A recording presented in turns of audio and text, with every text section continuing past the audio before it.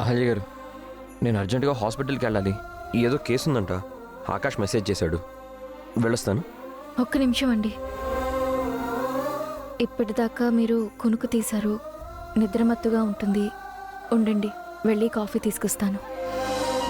బాబుని చూస్తూ ఉండండి.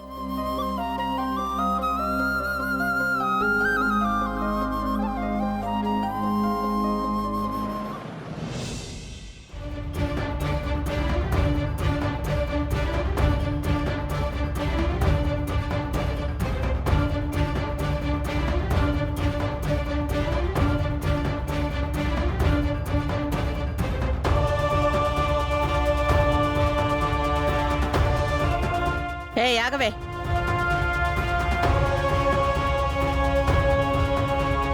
మార్కెట్కి వెళ్ళి రావడానికి ఇంతసేపేంటే?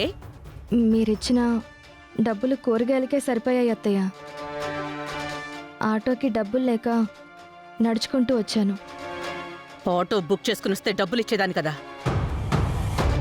నువ్వలా రోడ్డు మీద రావడం మీ అమ్మ నాన్నలు చూసుంటే మళ్ళీ మేము నిన్ను కష్టపెడుతున్నావని మా మీద యుద్ధానికి వచ్చేవాళ్ళు. ఇక్కడ నేనెంత కష్టపడినా అది నా వరకే అత్తయ్య, మా ఇంటి దాకా వెళ్ళదు. మరి మన మీ నాన్న ఎందుకు ఇంటికి వచ్చాడు? నువ్వుండు మామ్, ఊరికే గొడవ చేయకు.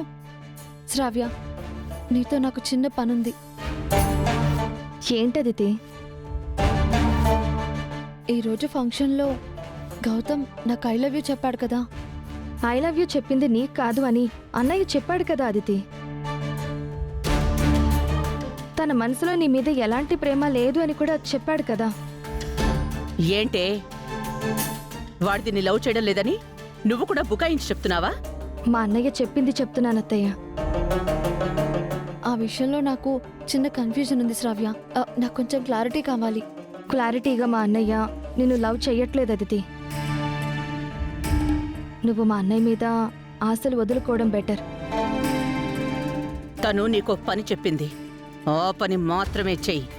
వెధవ సలహాలు ఇవ్వకు.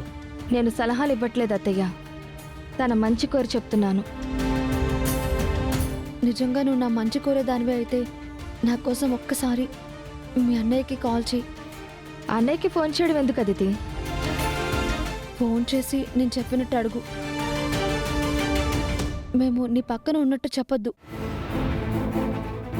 ఇదంతా దేనికి?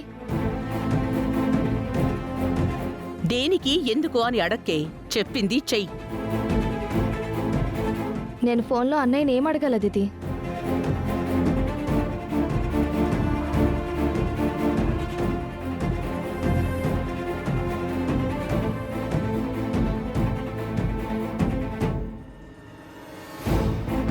అన్నయ్యని అలా ఎందుకు అడగాలి? అయినా అన్నయ్యతో నేను అలా మాట్లాడలేను. నాకు చాలా ఇబ్బందిగా ఉంటుంది. ఏంటే పిచ్చి వేషాలు ఇస్తున్నావా? మీ అన్నయ్య వల్ల మేము ఇంత ఇబ్బంది పడుతున్నాం, మా కోసం ఆ మాత్రం కూడా చేయలేవా? అది కాదత్తయ్య. నోరు మూసుకుని మేము చెప్పింది చెయ్యి, అంతే. కాదు కూడదు అని వెధ వేషాలు వేసావంటే నా సంగతి తెలుసు కదా నీకు. అట్ల కడకాల్చి వాత పెడతాను. Mom, wait. కామ్గా ఉండు.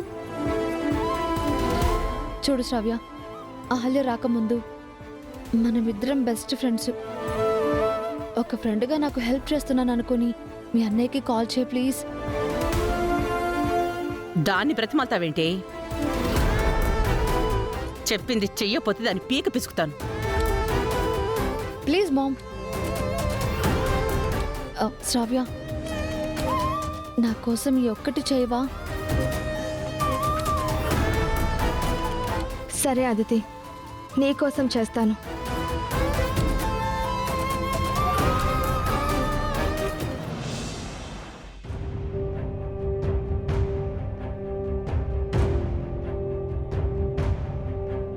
బారసాలైపోయింది. ఇక నువ్వు వెళ్ళిపోవలసిన టైం వచ్చింది. ఈరోజు రాత్రికో రేపు ఉదయానికో నువ్వు వెళ్ళిపోవాలి. మన బంధం ఎన్నటికీ విడిపోకూడదు. ఎన్ని కష్టాలు వచ్చినా మనం ధైర్యంగా ఎదుర్కోవాలి.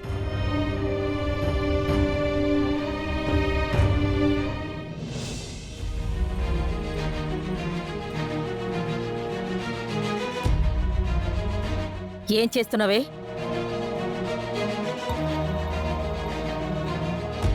అది ఆయన హాస్పిటల్కి వెళ్ళాలన్నారండి, కాఫీ ఇద్దామని.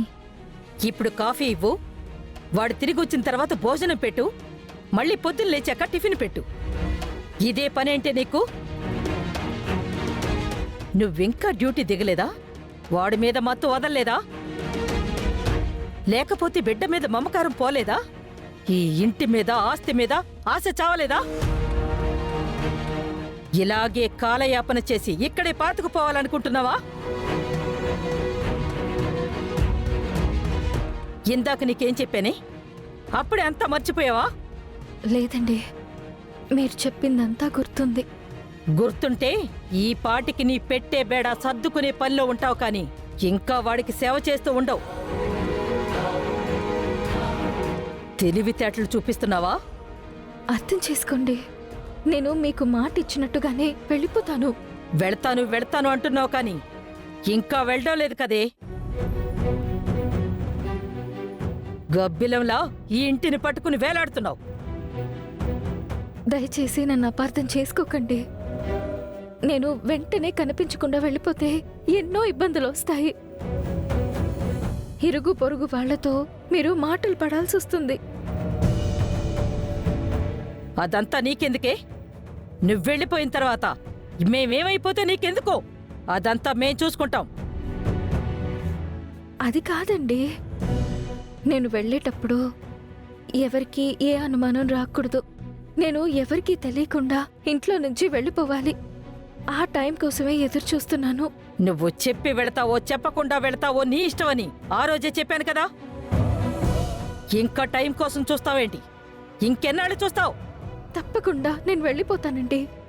మీరు పదే పదే ఒత్తిడి చెయ్యొద్దు.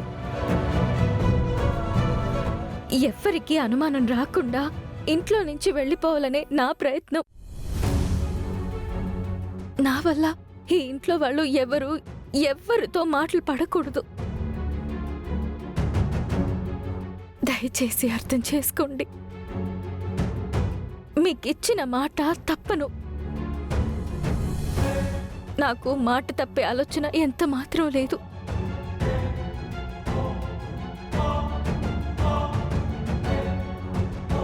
సరే, ఇంతలా చెప్తున్నావు కాబట్టి నిన్ను నమ్ముతున్నాను. కుదిరితే ఈరోజో లేదా రేపో వీలైనంత తొందరగా నువ్వు వెళ్ళిపోవాలి.